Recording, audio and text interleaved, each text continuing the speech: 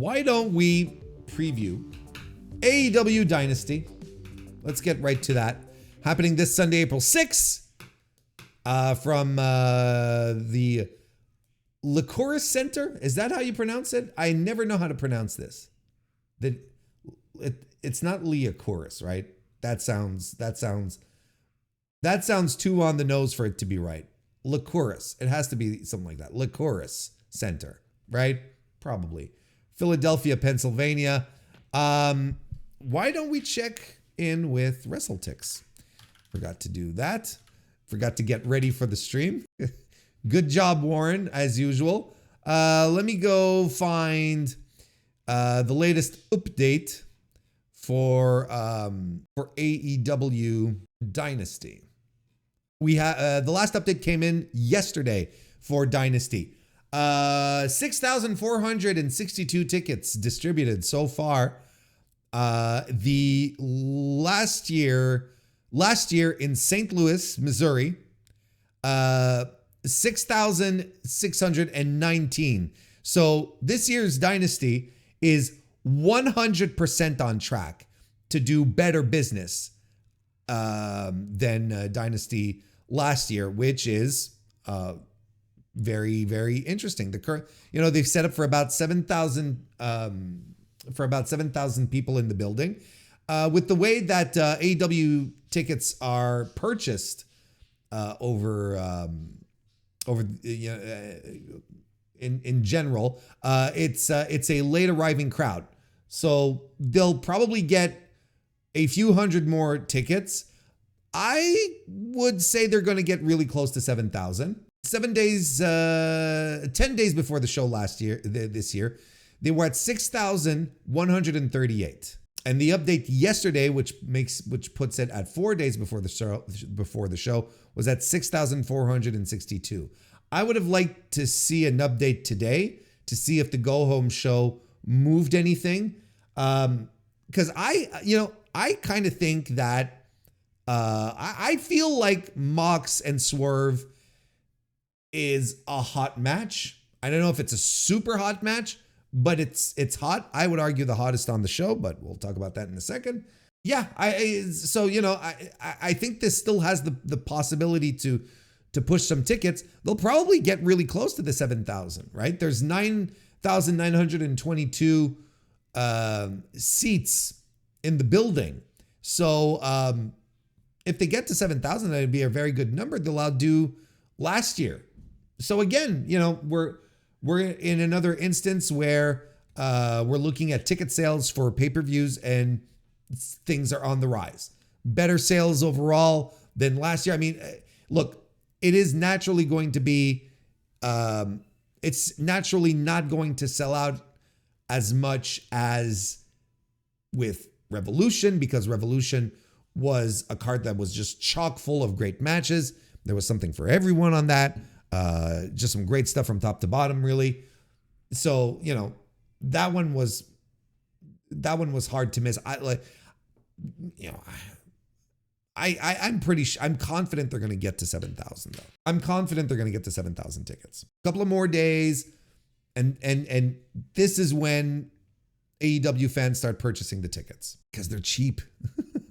The more you wait, the cheaper they get. So that's where we're at from the ticket aspect of it. And yeah, I think that they'll probably make it to 7,000. And I think if they do, it will 100% be on the back of the main event, because Dynasty overall, if you look at the card, right, it is the reverse Revolution, where Revolution had an incredible mid card, like with tons of matches that were compelling, great stories, and just on paper make you go, oh my God, this is going to be great, right? Between Kenny Omega and Kensuke Takeshita, between Kyle Fletcher and Will Ospreay, between Mariah May and Toni Storm, between MJF and Hangman Page.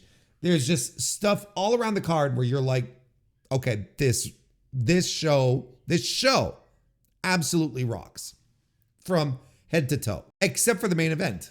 Not exactly from head to toe, from neck down, neck down. Yeah, that ultimately was the issue with Revolution. The mid card looked great, but everyone was kind of in agreement that the main event didn't look as strong as anything else, as everything else on the card. And it turns out we were right. Turns out it was not as strong as the rest of the card. As for this show here, so when I say that Dynasty is the reverse Revolution, we've got a really hot main event, but everything else is kind of like, all right, it's stuff happening. Not saying that, when I say stuff happening, not saying that it doesn't have build. A lot of these matches do have build.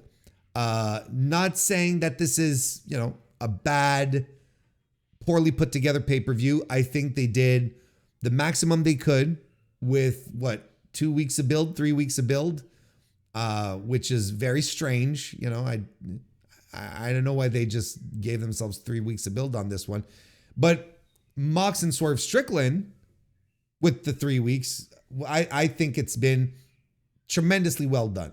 I thought the angle last night to end Dynamite was terrific. So essentially, what we have here is a show that is absolutely carried by the main event. I would argue it's a one match card, maybe two, really that are compelling and that have the potential to really be, excellent. Maybe two, maybe three. Honestly, this is carried by the main event. This is carried by Swerve and Mox, and I think it's a good idea. I think it's a good idea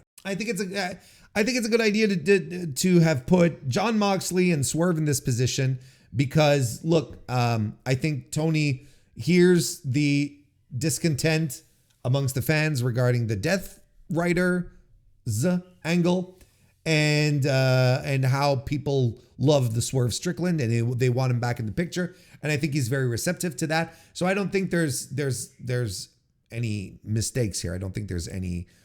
This is not happenstance that these guys are in the main event. I think there's going to be a statement that's going to be made. Now, I, like a few other people out there, have a tendency to disagree with the general, with the very loud, I don't even think it's all that general, the very loud commentary saying, Jon Moxley, the Death Riders, it stinks, get the belt off of him. I don't think the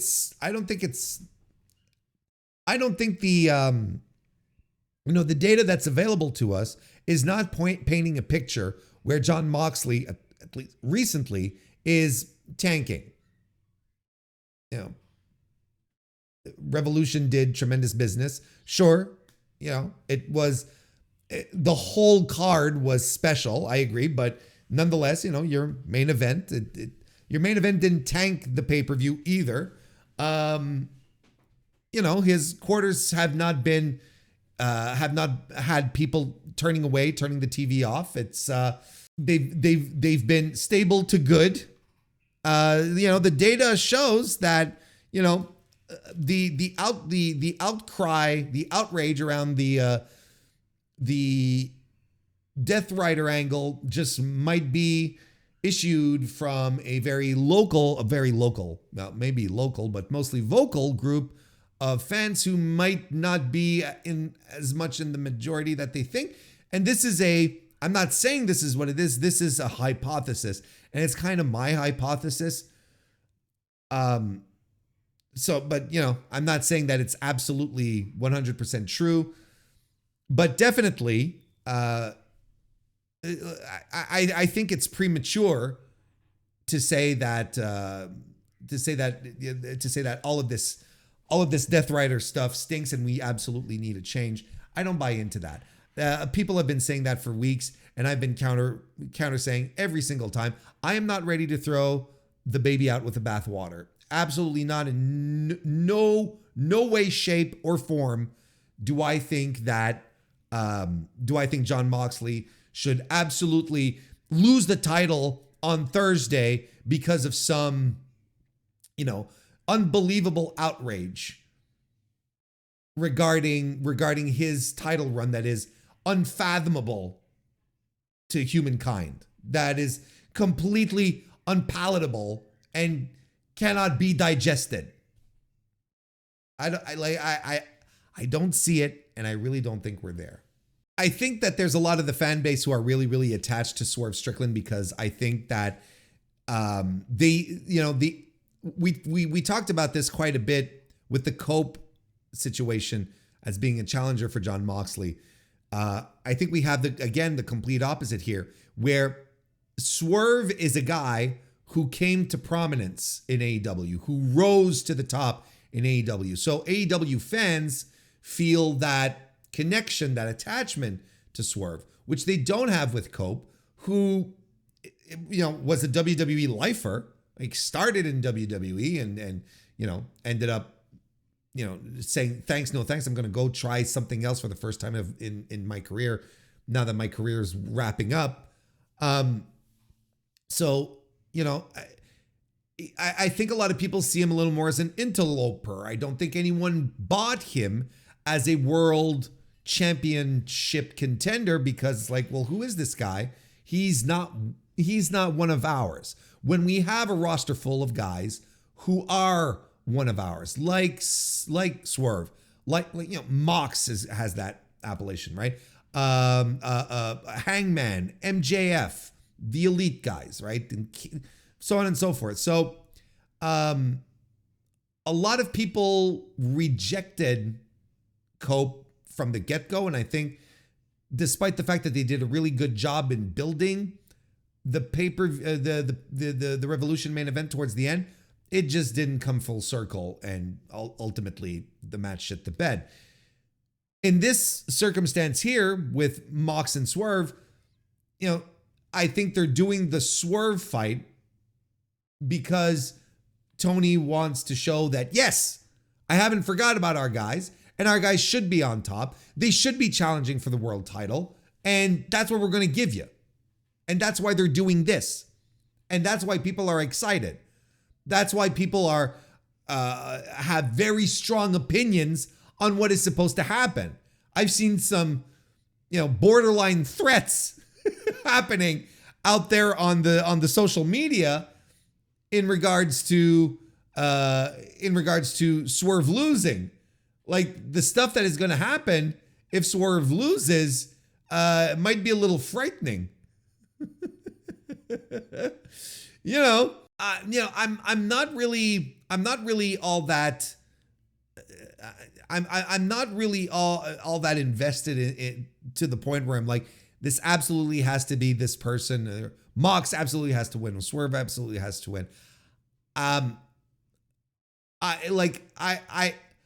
myself, if I were in the Booker's position here and I was faced with the Booker's conundrum here, I don't know what I would do. I can't tell you that I know exactly what to do. I don't know what would be the right call.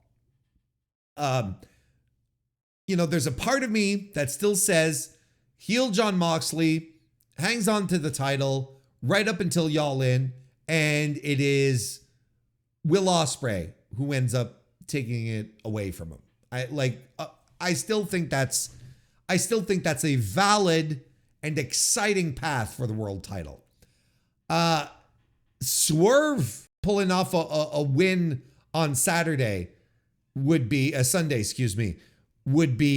tremendous. I think the fan base would rally behind it. And I think that's important.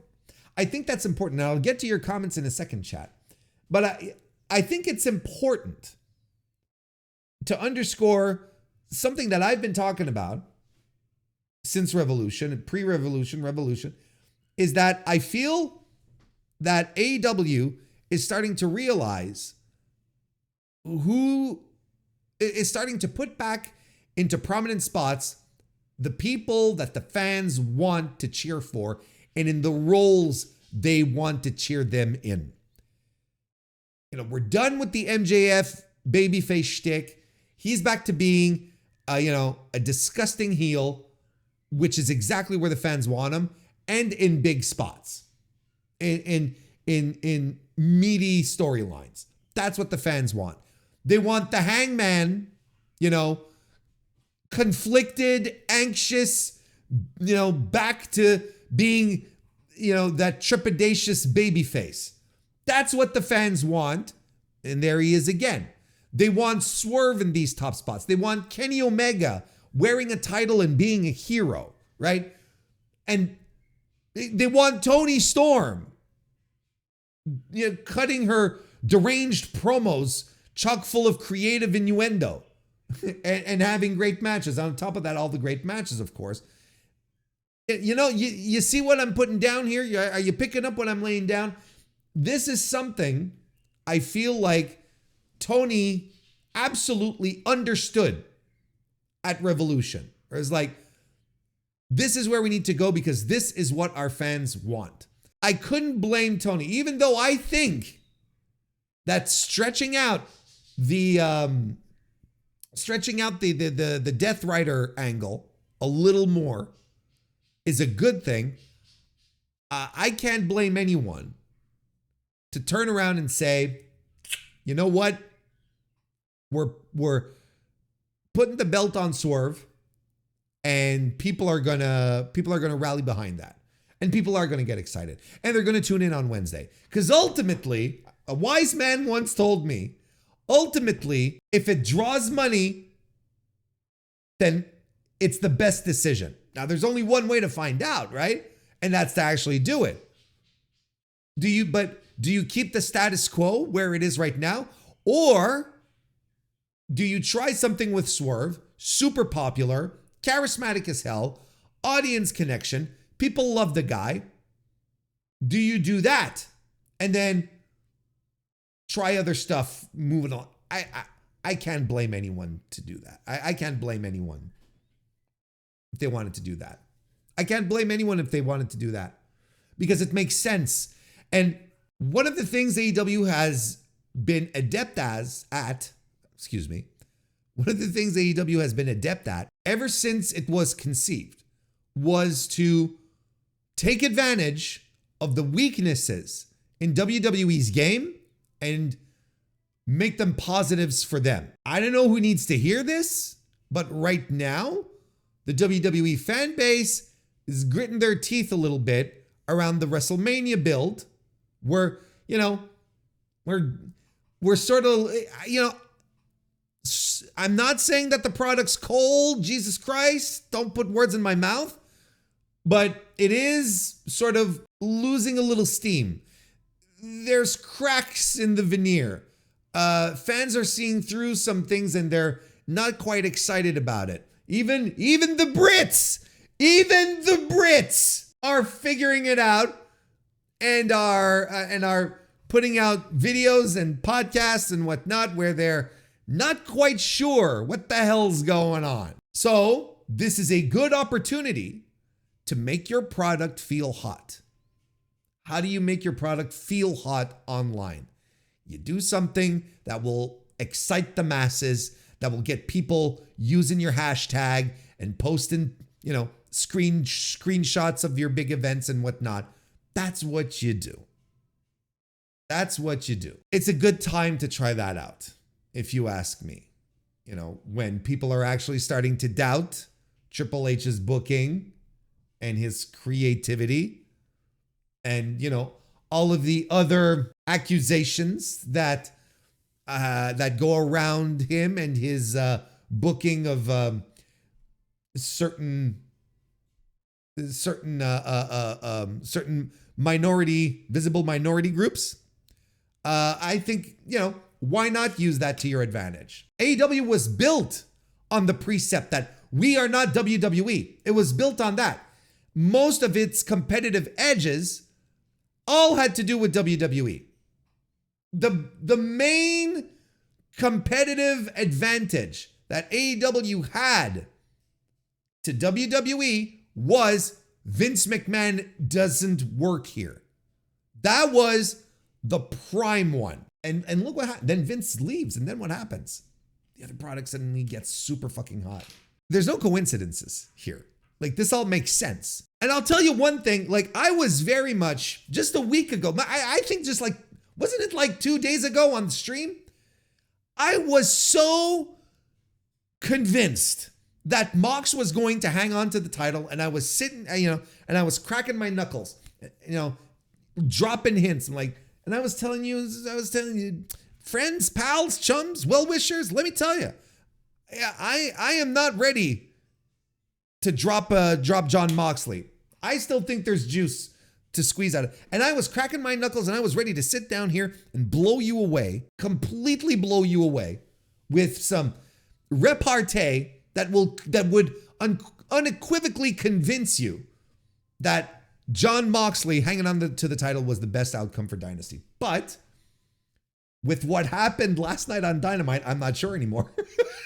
I'm not sure anymore. So there's a chink in the armor. I can't sit here and passionately defend the John Moxley reign, where now it's like, no, I think you could go either way, and both are very curious. And doing my little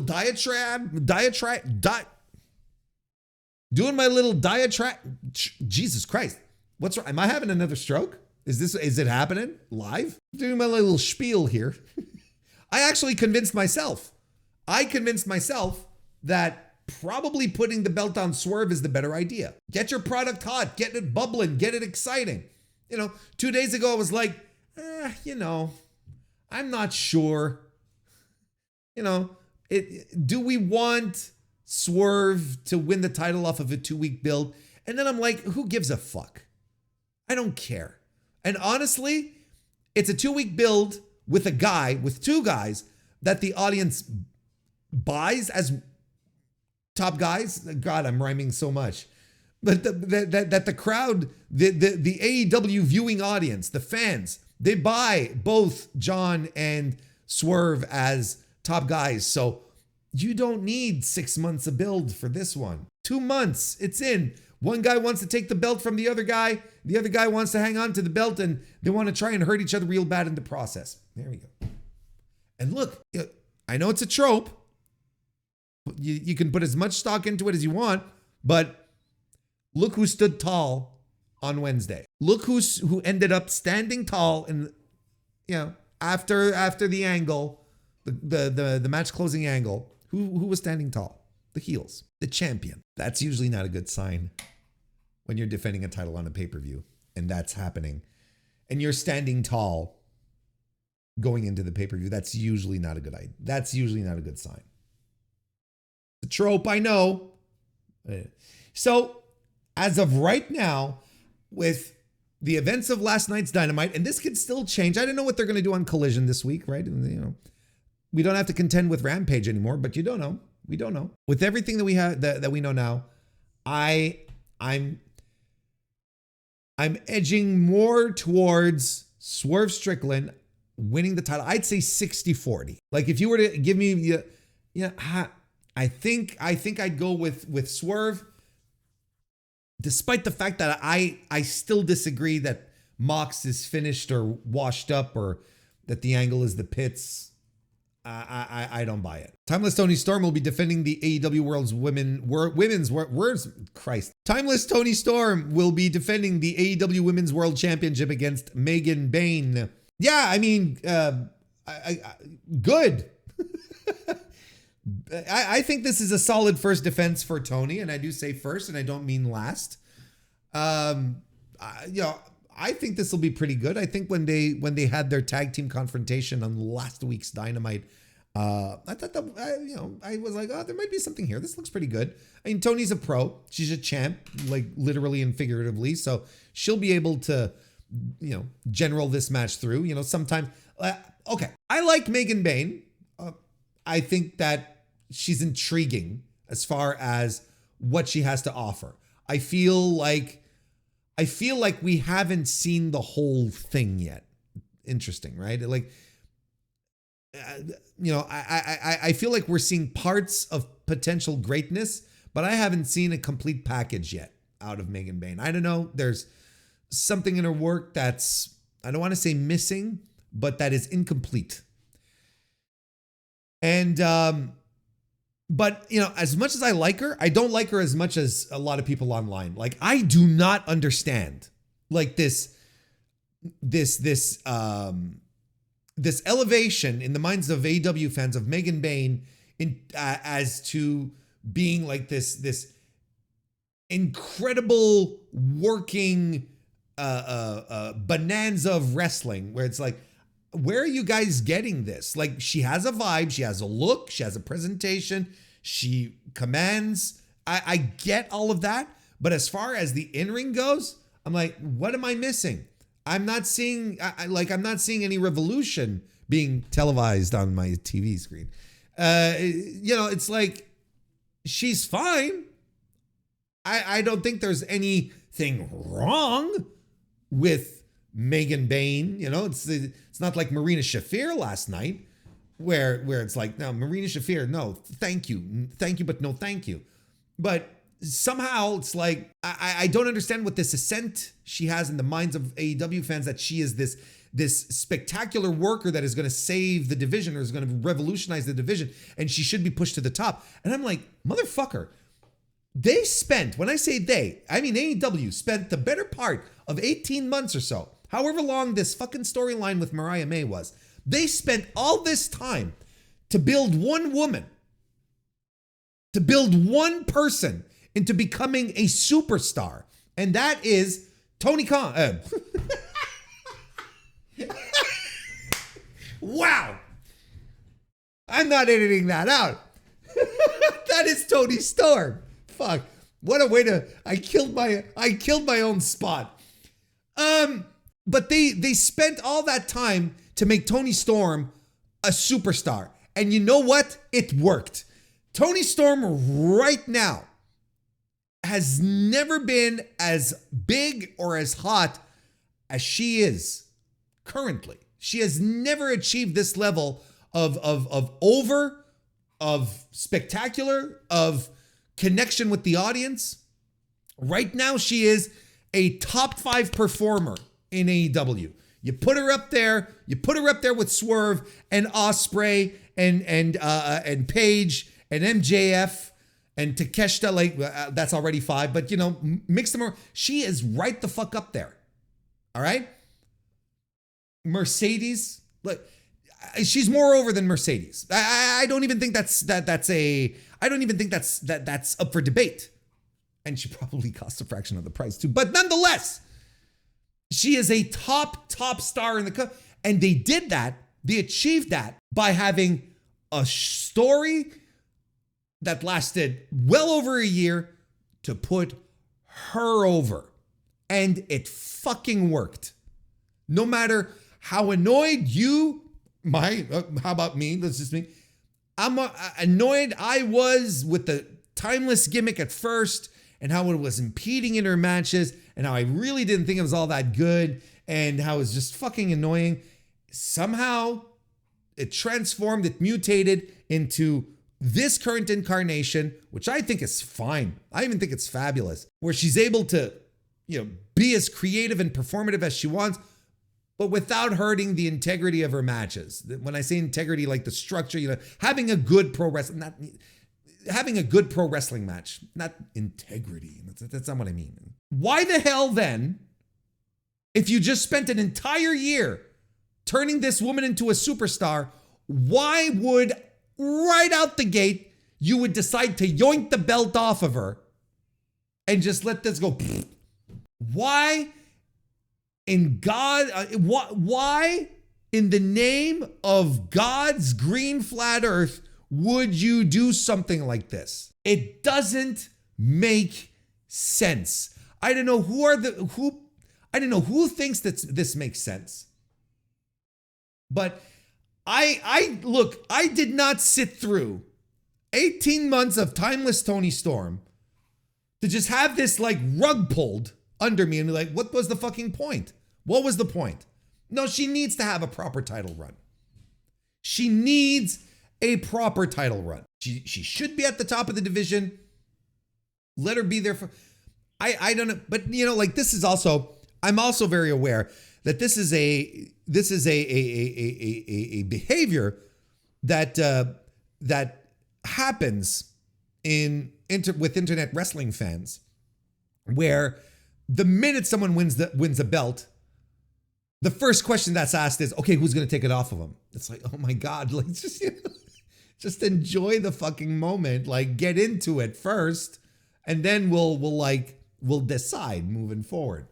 I do not see any other outcome than Toni Storm retaining. If this ends with Toni Storm losing the title, look, make me an argument for a time limit draw or any kind of draw, count out, whatever the fuck. Make me, that's fine. But any situation where Toni Storm loses the title, I think is booking malpractice and is a slap in the face of the last 18 months of booking. I legitimately believe that. That's like Cody, okay? That would be like on another scale, of course, but the best comparison is Cody winning the title at Mania and then losing it to AJ Styles at, Fastlane or Backlash, whatever the fuck. Like the first pay-per-view out the gate. Like it's the same thing. But I don't know. So to me, there's no doubt Toni Storm retains the title. I saw some people say Toni is a made woman and it's time for her to put people over. Oh my God. This fucking notion. And it's time for her to put people over. They should pull up her fucking cage match so that they can see how many people she has put over in this fucking company. People are such goofballs. It's like Mariah May has to come back and wrestle before leaving AEW because she has to put people over. Like, she has put people over. And you know who she put over before let's say Mariah May is done with AEW. You know who she put over in her last match? Toni fucking Storm. In the match that made Toni Storm a superstar. People pretend like they understand booking and pro wrestling because they've heard people talk about, oh, this guy didn't do business properly. This gal should have done this, when she exited the company. They hear these stories and then they think that it's a carbon copy application everywhere in every circumstance. You have to put someone over on the way out. Yeah, that's a good thing to do. You don't have to, but it's a good thing to do. But it depends on the circumstances. And Mariah May, if she never comes back to, I've talked about this, if she never comes back to AEW, it's fine. It's fine. She had a perfect run. Came in, was a J Brown, would take the L's, was slowly built, had the big heel turn, became the top woman in the division. Ran roughshod at the top, unchallenged, unbeatable, and then her nemesis comes back. They have their final program. She goes out flat on her back. You can't ask for that's a territory era run where then she finishes up and she's like, okay, I'm gonna go see what's happening in Memphis. Ta-ta. All right, let's finish up this card, man. Kenny Omega versus Ricochet versus Speedball Mike Bailey for the international for the international title. Sure. I mean, my usual dichotomy where it's like I'm gonna sit here and tell you, yuck, a three-way for a title. I hate it, and I really do. But then Ricochet, Speedball, Omega. I'm like, okay, this is gonna rock. Actually, I would have been perfectly content with Kenny Omega taking on Speedball. I don't know why we had to shoehorn Ricochet into this. I would have been completely okay. I would have been completely 100% okay with this. But yeah, it's likely gonna rock, and this is Mike Bailey's big coming out party for AEW, right? Like, this is the one where it's going to be very make it or break it for him. And I think he's going to be fine.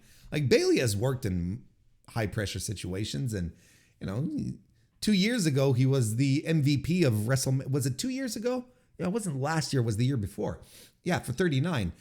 he was the MVP of WrestleMania week, where he was working 5-star matches every fucking day. Like, he was working 4.5-star matches. He was doing like 4 of those in a day. And then on top of that, he had like 3 other matches. Like, the guy's insane, you know. But if you're gonna, he still has to come out looking like he can hang. If, Kenny Omega in the circumstance here, and Ricochet as well, I guess. These are 2 well-rounded performers that people really like and see and expect high levels of athleticism from them, right? Great storytelling, great wrestling overall. If Speedball can show that he can hang with these 2 guys, I mean, he's fine. Like, he's gonna be made. Everything will be okay. It's a rather important match for his AEW career. I, like chat, would have preferred a one-on-one. I don't know if I would have preferred Ricochet versus Omega or Speedball versus Omega. I think there would have been some charm in a Speedball versus Kenny match. I think there would have been some charm to that. But look, we're getting a 3-way. I'm cranky pants because I hate multi-man matches for championships. But I look at this match as this is the match that could steal the show. This is like the second match of the show where I'm like, this could actually rock and roll. Claudio Castagnoli, Pac, and Wheeler Yuta will be defending finally the Trios Championship against Rated FTR, who are in the midst of a soap opera where Dax is not getting along with Cash and Cope is pulling low blows in the ring to win matches. So we'll see how all that comes together. Look, I said it on the review today. No shot. There is no shot that Cash and Dax are splitting up. No shot FTR is breaking up. They're going to do something with Cope. And, my money is on the Cope Christian Cage reunion that will lead to Edge and Christian one more time against FTR. And, like the FTR guys are going to, they're already cuckoo crazy about that. They're just going to be in love. They're just going to be in love with that. Right. So we'll see. But I don't know. Some good workers in this match. Yeah. I think one thing we don't much talk about is how, in all the Death Riders thing, everyone talks about Mox. But, one thing we don't really talk about is how Pac has become bad. Like, this guy is legitimately one of the best professional wrestlers, most well-rounded professional wrestlers on earth, right? This guy can do it all. He can brawl. He can do aerial shit. He can sell. He looks like a badass. He looks like a machine. And since the Death Riders thing started, like, he's kind of on the same level as Wheeler, where he's all, he's another guy who's just there to eat L's. And I'm like, no, he should be like, Claudio's the enforcer. Sure. This guy should be like a little more psychotic. He should be the guy that needs to be restrained. Like, there's something else he could be doing with Pac, right? Anyway, I don't give a shit about the Trios title. I haven't in a while, which is a shame. I think they could be doing a lot more fun stuff with it. I think this, the Trios title should be opening every Dynamite. It should be on the line, and it should be the young guys, the luchadors, the high flyers, and they all go in there and they do these incredible acrobatic, super athletic opening matches that just pops the crowd, and the title changes every 3 weeks, and it doesn't, because it doesn't matter. It's just an excuse. I keep bringing this up, right? Because there was a time where AEW was one of the signatures of the show. These multi-man matches that you just have a bunch of people going at each other, trios, 8-mans, and they were always a blast. To the point that everyone was clamoring, Tony, give us some trios titles, because trios matches in AEW are tremendous. So they roll out the trios titles.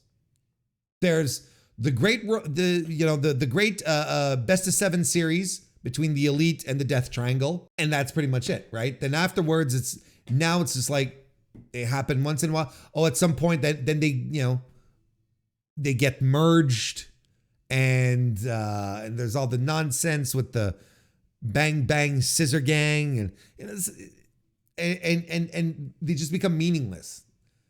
Give them this is the best way to give them some meaning, and it will be a great opportunity to get some young talent in front of the cameras. You put look. I don't want to spend too much time on it. I talk about this every time we talk about the trios titles. I bring this up, so go watch the tape. I don't know. Death Riders retained. The Ops said they were going to be in the building. I think the Ops are going to be next, and they're going to win the titles off of the Death Riders. And then again, who cares?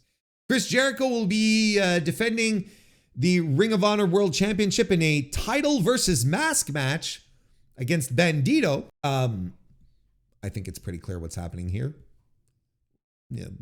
No way Bandito is being unmasked. No way. His mask is very good. It's very iconic. He stands out. Like, there's no way. Like, there's no shot Bandito's giving up his mask. Chris Jericho's losing the title. Daniel Garcia will be defending the AEW TNT Championship against Adam Cole. No time limit. No outside interference is allowed. There must be a winner. I'm not going to get preemptively upset.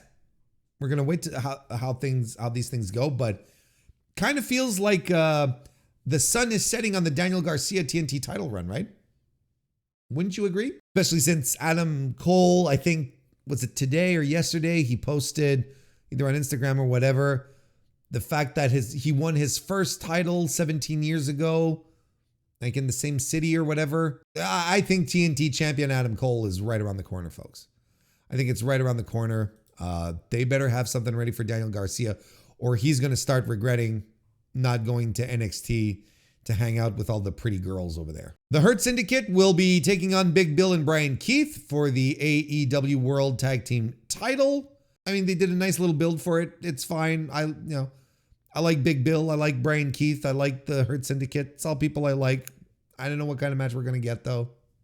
It's probably be fine. Just a fine match. Will Ospreay versus Kevin Knight. Now, from what we understood, when they announced the Jay White injury, Jay White was supposed to be in the Owen, and Kevin Knight, they said it, Kevin Knight is his replacement.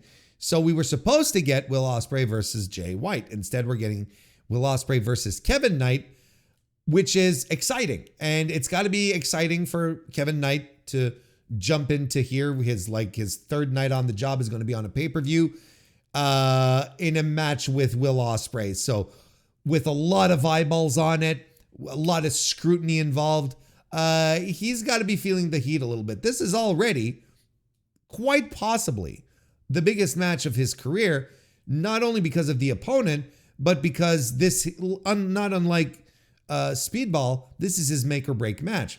And I would say, with a certain amount of aplomb, that that less people know about Kevin Knight than they do about Speedball. So I think the path to acceptance by the AEW faithful is a much more difficult one for Kevin Knight. But I think he's tremendous. I've talked about it last week, or earlier this week, doesn't matter, on the Dynamite review as well. I think Kevin Knight is a guy who has tremendous upside. I think he has a very high ceiling. He's a guy that we've seen develop in New Japan, from a guy who you can tell had the athleticism, but still needed some work, needed to put things together. Now I think he's found a lot of his footing. He understands a lot of things more now. He's very he's much more of a finished product. I'm not saying he's a complete finished product, but he's very much there. He's someone that you can that can work a match, that you're not going to sit there and say, oh man, this kid is so green. No, that's not that anymore. Now it's just a question of building the experience, being put in these types of matches. This is how he's going to grow. This is how he's going to learn. This is how he's going to become better. And look, he's in a match with Will Ospreay, right? He was in a match on Collision with Jay White. Jay White put him over big time, particularly in the post-match promo. And now he's got Will Ospreay, a guy who naturally just looks out for other people. It's like, okay, boss, I'm going to put this guy over. Okay, that's fine. I'll make sure he shines. And he's going to do everything so that Kevin Knight has a great first showing, big time showing, I should say, for AEW fans, right? It's a make it or break it moment for him as well. So, good for him. And I'm looking forward to this match. It's a Will Ospreay match on a pay-per-view. So the expectation is high. All eyes are on Kevin Knight to follow up. And I'm not kidding. This is the biggest match of his career.